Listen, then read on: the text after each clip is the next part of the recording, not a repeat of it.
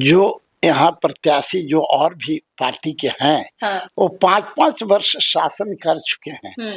आज जहानाबाद की जो विकट परिस्थिति, इसकी जो पीड़ा रही है, वो सुधार नहीं हुआ। जहाँ के है जहानाबाद वही है। तो आज क्यों नहीं एक नए प्रत्याशी के रूप में अभिराम सिंह यदि मैं हूँ, तो हमसे एक उम्मीद है लोगों का, जनसुराज से उम्मीद है, और उसका हम एक कर्मठ सिपाही हूँ। बिहार की जो दुर्दशा किए हैं लोग, बिहार देश का सबसे पिछड़ा और गरीब राज्य बना है, उनसे कभी पूछते हैं कि आपराधिक किस्म का राजनीति में एंट्री, शिक्षा जगत के लोग यदि राजनीति में नहीं आते, यही दुर्भाग्य। अच्छे लोग राजनीति से दूर हुए हैं, हमारा बिहार का दुर्दशा उड़ा है। केवल गरीब का बेटा ही वहाँ पढ़ता है, इसका प्रमाण होता है कि वहाँ शिक्षा की व्यवस्था का स्तर क्या है। इसलिए पहला मेरा कर्तव्य होगा कि जहानाबाद में यदि व्यवस्था बदलने की लड़ाई है, तो सबसे पहले शिक्षा के स्तर को ऊंचा करना पड़ेगा, और इसमें हम एड़ी चोटी एक लगाए। जहाँ एक साथ किसी जाति धर्म से ऊपर उठकर वोट देना है, तो इसका देखें ना कि ये मतदान हुआ जिसमें जाति धर्म से ऊपर उठ के 14 तारीख को इंतजार कर लीजिए कि जाति धर्म को यहाँ के जनता कैसे नकारा है, कैसे दूध की मक्खी की तरह फेंका है। अहमदाबाद की जनता से मेरा करबद्ध प्रार्थना रहेगा कि जाति धर्म से ही ऊपर उठकर अपने नेता के बेटा को चेहरा देखकर नहीं, अपने बेटे के शिक्षा और रोजगार के लिए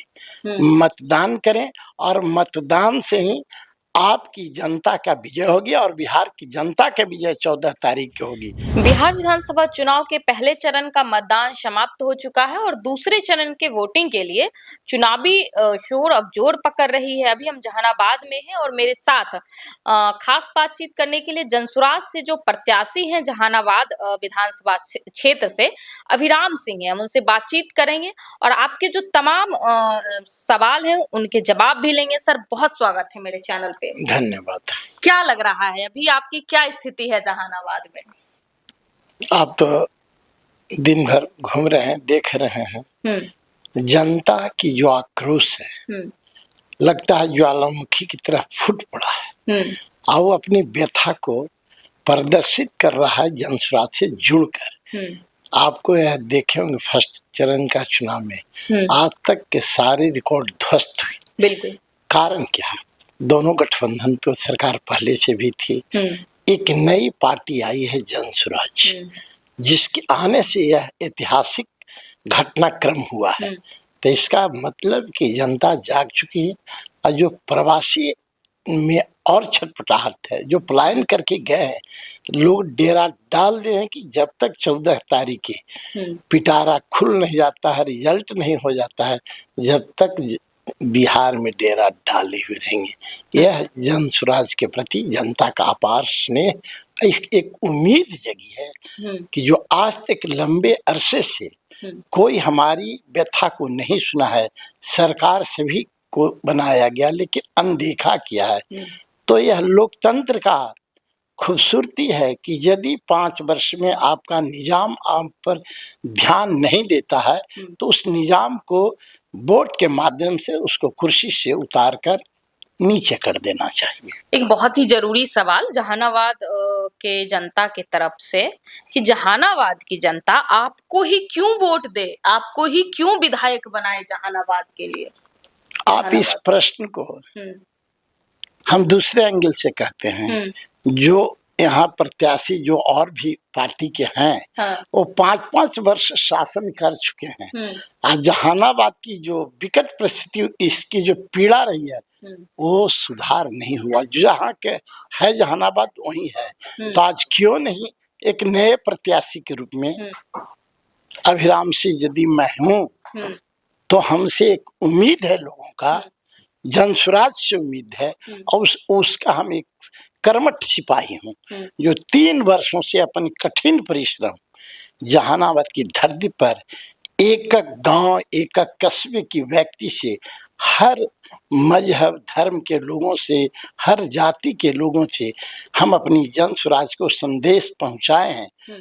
यही मेरा प्रमाण है कि जन स्वराज का जो लक्ष्य है, जो जनता के पास गया है, उससे हमें प्यार स्नेह मिल रहा है। यही हमारा सबसे बड़ा सफलता का कारण होगा। आप तो बहुत महान शिक्षाविद रहे हैं, बहुत सारे बच्चे आपसे पढ़कर बहुत बहुत बड़े ओहदे पे पहुंच चुके हैं, तो आप फिर राजनीति में क्यों आ गए? ये प्रश्न कभी आप लोग ने पूछा है? अपराधी किस्म के व्यक्ति, चोर, गलत तरीके से आकर राजनीति को, बिहार की जो दुर्दशा किए हैं लोग, बिहार देश का सबसे पिछड़ा और गरीब राज्य बना है, उनसे कभी पूछते हैं कि अपराधी किस्म का राजनीति में एंट्री? शिक्षा जगत के लोग यदि राजनीति में नहीं आते, यही दुर्भाग्य। अच्छे लोग राजनीति से दूर हुए हैं, हमारा बिहार का दुर्दशा उड़ा है। इसलिए अच्छे लोग को राजनीति में आना चाहिए, एक अभिराम से नहीं। जन स्वराज में जितने भी प्रत्याशी आए हैं, लगभग सभी ईमानदार और कर्मठ और एक शिक्षा जगत से जुड़े हुए लोग आए हैं, जो बिहार का गौरव और गरिमा को बढ़ाए हैं। तो राजनीति में आएंगे तो बिहार की पुरानी जो हमारी गौरव गरिमा थी, हमारी जो प्रतिष्ठा थी, उसको पुनः हम लोग लौटाएंगे। जन स्वराज के प्रत्याशी होने के नाते जहानाबाद विधानसभा के लिए आपकी क्या मैनिफेस्टो है, क्या मुद्दे हैं जिस पे आप चुनाव लड़ रहे हैं? थोड़ा सा इसमें हमको कहने में अफसोस लगता है।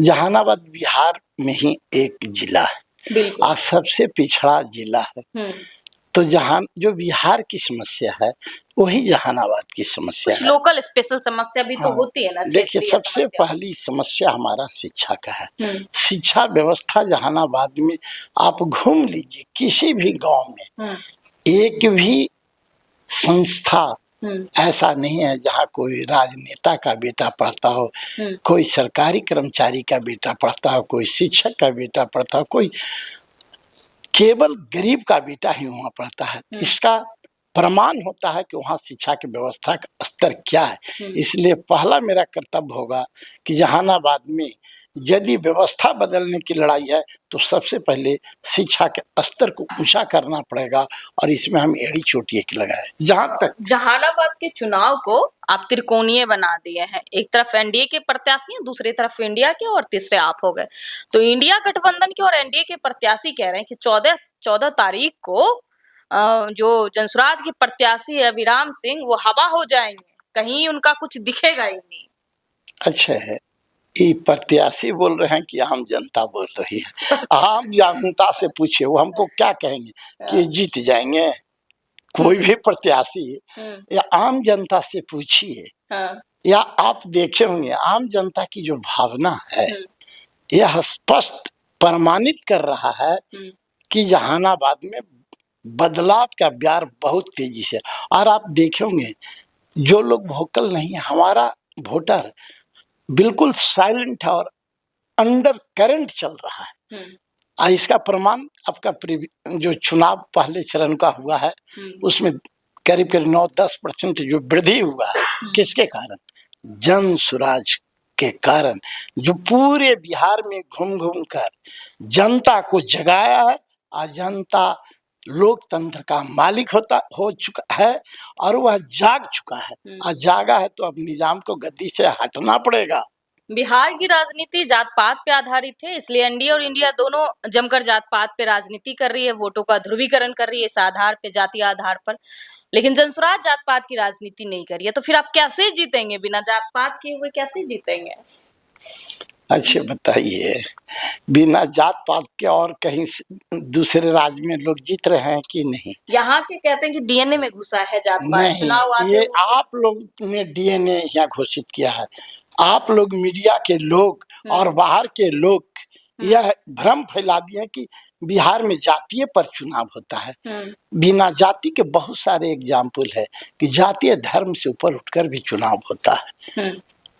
यदि जातीय पर चुनाव होता तो फिर ये आज हम जो लक्ष्य रखें कि समाज को लेकर पूरे एक साथ किसी जाति धर्म से ऊपर उठकर वोट देना है, तो इसका देखें ना कि ये मतदान हुआ जिसमें जाति धर्म से ऊपर उठ के 14 तारीख को इंतजार कर लीजिए कि जाति धर्म को यहाँ की जनता कैसे नकारा है, कैसे दूध की मक्खी की तरह फेंका है।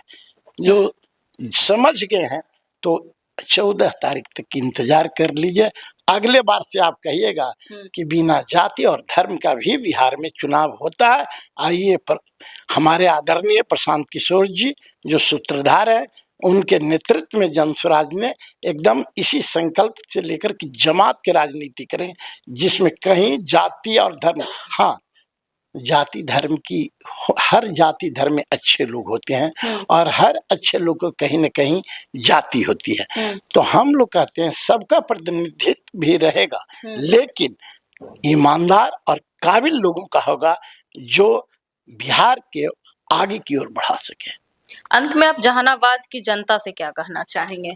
अपने जहानाबाद की जनता से मेरा करबद्ध प्रार्थना रहेगा कि जाति धर्म से ही ऊपर उठकर अपने नेता के बेटा को चेहरा देखकर नहीं, अपने बेटे के शिक्षा और रोजगार के लिए मतदान करें और मतदान से ही आपकी जनता का विजय होगी और बिहार की जनता का विजय 14 तारीख को होगी।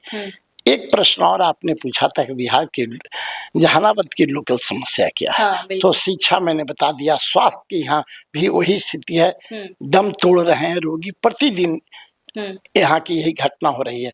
और यहाँ की 2-3 बहुत प्रमुख समस्या है। किसान के लिए पंथित एगो बांध है जिसके चलते हजारों एकड़ जमीन पानी में डूबा हुआ है, बंजर बना हुआ है। एक मोतेपुर बांध है, एक आपका बलदैया नदी के 3 जो यहाँ डैम है, तीनों जनता के हितकारी किसान का नहीं है। और यही दोनों गठबंधन की सरकार में तीनों योजना के लागू किया गया।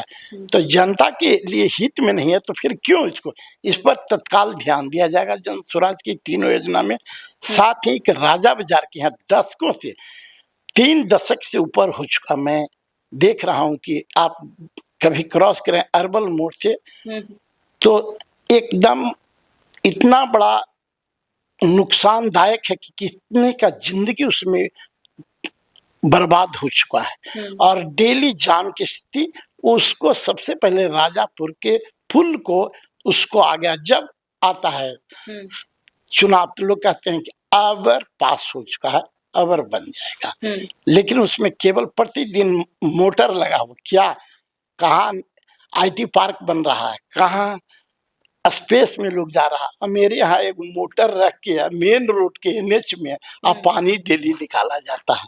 कितना खतरनाक, आप भी कभी गाड़ी से गए हो। एक सबसे बड़ी और समस्या है फिदा हुसैन रोड का, यहाँ का आज तक इस समस्या का निदान नहीं हुआ, जिसके चलते पूरा शहर नाली में, इतनी बदतर स्थिति है नाली का और drainage system plus water system का रोड का, कि एक यदि ये रोड बढ़िया से बन जाता फिदा हुसैन रोड के, आप देखे होंगे कम से कम 50 ढक्कन खुला हुआ है। आप इतना वहाँ भीड़ है कि लोग, हम चुनाव प्रचार के दरम्यान में गए देखे, रूह कांप गया कि और मोहल्ले में सारा जगह जहानाबाद नगर पालिका के एरिया में कहीं भी ड्रेनेज सिस्टम, कहीं कहीं तो पूरे मोहल्ला में 5 फीट भी रोड नहीं है। तो ये क्या दर्शाता है? ये सब जो लोकल समस्या है, जहाँ के अब रोजगार क्या, रोजगार तो जहानाबाद में कुछ है। सारे लोकल समस्या को ध्यान में रखकर लोग वोट करेंगे इस बार? क्यों नहीं करेंगे?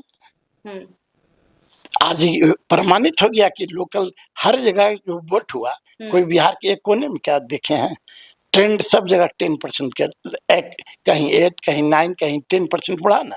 तो अपनी समस्या पर लोग वोट दिए ना। यही हम लोग कह रहे हैं कि जनता की समस्या को नजरअंदाज कीजिएगा तो जनता भी यहाँ का मालिक है, आपको भी नजरअंदाज कर देगा। देखिए बहुत बड़ी बात कह दी अभिराम सिंह ने कि अगर जनता के मुद्दों को आप नजरअंदाज करेंगे तो जनता फिर आपको हमेशा के लिए नजरअंदाज कर देगी और आप दिखाई नहीं देंगे क्षेत्र में। तो मेरे साथ अभी खास बातचीत केसर, बहुत धन्यवाद आपका, अपने तमाम सवालों का जवाब बखूबी दिया है। धन्यवाद। तो फिलहाल के लिए इस इंटरव्यू में इतना ही। आपका इस इंटरव्यू पे क्या सोचना है, आप अपनी राय हमें कमेंट बॉक्स में जरूर दें। मैं आपके साथ कौशिकी बत्स, आप देख रहे थे न्यूज़ फॉर नेशन। बहुत बहुत धन्यवाद। सूरज की पहली किरण के साथ जाग उठा बिहार, हर मत बने नई उम्मीद, हर कदम जिम्मेदारी। न्यूज़ फॉर नेशन की अपील, 6 और 11 नवंबर को घर से निकलें, वोट करें और अपने भाग्य विधाता खुद बने।